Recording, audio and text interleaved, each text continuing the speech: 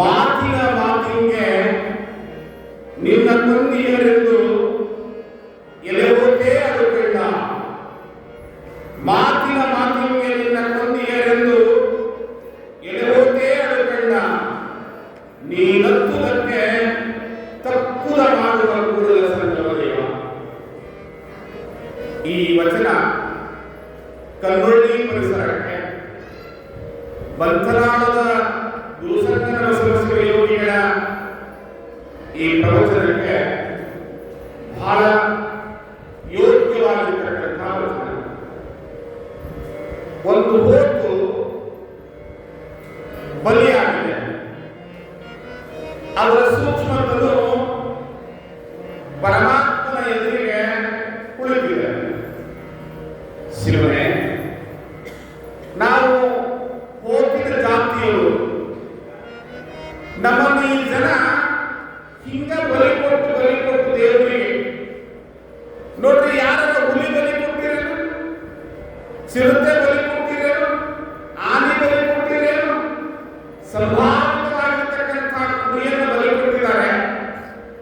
ಆ ಕುರಿ ಪರಮಾತ್ಮನಲ್ಲಿ ತನ್ನ ಕೈಯನ್ನು ಮುಗಿದು ಶಿವ ರಕ್ಷಿಸು ಪಾಯಿವ, ಗುರುವೇ ರಕ್ಷಿಸುವಂತ ಪರಮಾತ್ಮನ ಎದುರಿಗೆ ನಿಂತಿದೆ. ಪರಮಾತ್ಮ ಹೇಳ್ತಾನೆ, ನಿನ್ನನ್ನು ಕೊಂದಿಯರೆಂದು ಒಳಕೊಂಡ ಹೋತೆ, ನಿನ್ನನ್ನ ಕೊಂದವರು ಉಳಿದಾರೆ. ಯಾರು ಉಳಿದಾರೆ? ಅವರಿಗೆ ಒಂದು ದಿವಸ ನಿನ್ನ ಹಾಗೆ ಗತಿ ಬರ್ತದೆ. ಅದು ಕಳೆದ ಹುಟ್ಟಿ ಬಂದವರು ಸಾವಿರೊಂದು ನೆಪ. ಯಾರು ಸಾಯದೆ ಅಮರರಾಗಿ ಉಳಿದಿದ್ದಾರೆ ಹೇಳಿ? ಸತ್ತು ಹೋಗ್ಲಿಕ್ಕೆ ಒಂದು ನೆಪ. ಯಾವಾಗ ಹೃದಯಾಘಾತ ಆಗ್ತದೋ, ಯಾವಾಗ ಇನ್ನೊಬ್ಬರು ಕಾಲು ಜಾರಿ ಬೀಳ್ತಾರೋ, ಹೋಗ್ಲಾಕ ಅವನಲ್ಲಿ ಹೋಗ್ಬೇಕಾಗಿದೆ. ಹಣ್ಣು ಮಾಡಿದ ಮಾಡಿ ತೊಟ್ಟು ಕಳಿಸಿ ಬೀಳಬೇಕು.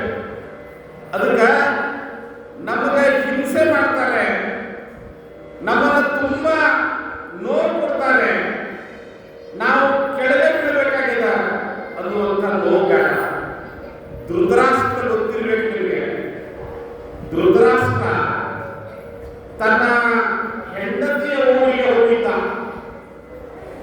ಗಂಧಾರ ದೇಶ, ಇವತ್ತಿನ ತಾಲಿಬಾನ್ ಅಂತ ಹೇಳ್ತೀವಲ್ಲ, ಅದು ಅವತ್ತ ಗಾಂಧಾರ್ಯ ತವರುಮನೆಯಾಗಿತ್ತು. ಯಾರು ಗಾಂಧಾರಿ? ಇನ್ನ ಈಗ ಹೇಳಿದ್ರಲ್ಲಿ ಗುರುಗಳ ಧೃತರಾಷ್ಟ್ರನ ಹೆಂಡತಿ. ಇಷ್ಟ ಅಲ್ಲ, ಕೇವಲ ಧೃತರಾಷ್ಟ್ರನ ಹೆಂಡತಿ ಅಷ್ಟೇ ಅಲ್ಲ, ಇಡೀ ಕೌರವ ಪಾಂಡವರ ಮಧ್ಯದಲ್ಲಿ ಕಲಹವನ್ನು ತಂದಿಟ್ಟು ಆ ಎರಡೂ ಅಂಶಗಳನ್ನ ನಿರಂತರವಾಗಿ ಕಾಡಿರ್ತಕ್ಕಂಥ ಶಕುನಿ ಮಾಮನ ರಾಜಧಾನಿಯಾಗಿದ್ದರು ಗಾಂಧಾರ.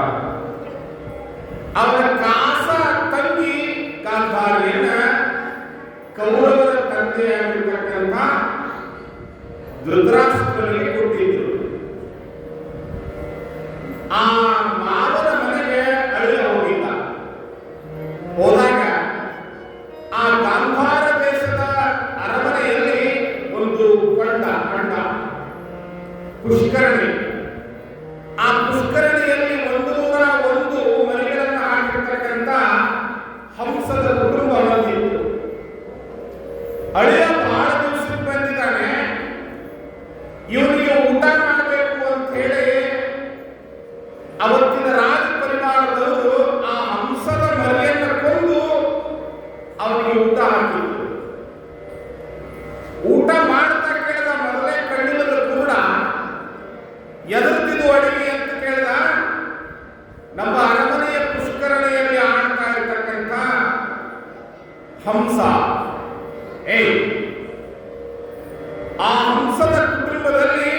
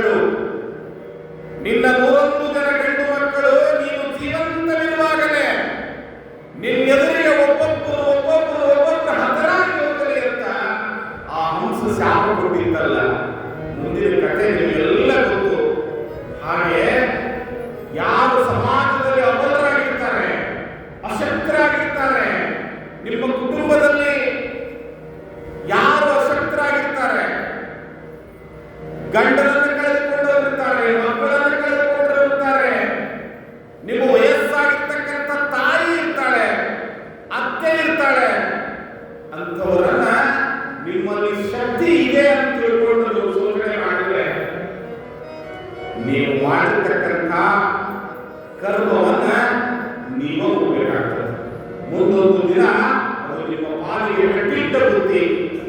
ಕಾರಣ ಸಂಗನ ಬಸವರ ಚರಿತ್ರೆಯ ನೆಪದಲ್ಲಿ ನಾವೆಲ್ಲರೂ ಪರಿಶುದ್ಧರಾಗೋಣ. ನಮ್ಮೊಳಗಿನ ಅವಗುಣಗಳನ್ನ ಈ ಮಠದಲ್ಲಿ ಬಿಟ್ಟು ಹೋಗೋಣ. ಆ ದೊಡ್ಡಪ್ಪ ಮಹಾರಾಜ, ಸಂಗಮನಾಥ, ಬಂಧನಾಳದ ಸಂಗನ ಬಸವ ಶ್ರೀಯೋಗಿ ಅವುಗಳನ್ನೆಲ್ಲ ಸುಟ್ಟು ಬಿಡ್ತಾರೆ.